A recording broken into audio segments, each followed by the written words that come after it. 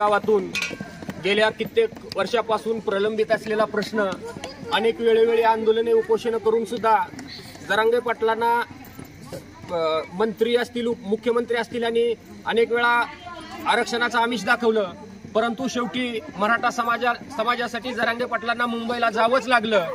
त्यामुळे आज होळे तालुका माडा जिल्हा सोलापूर येथील 50 महिला सकाळपासून जरांगेंची उद्या शिरूळ येथे मुक्काम आहे मराठा समाजाचा। त्याच्यासाठी आम्ही 10,000 भाकरी आणि लांबुटीची चटणी घेऊन त्यांना जेवण देण्यासाठी मराठा बांधव जवळपास 100 ह्या होळे गावातून जात आहेत।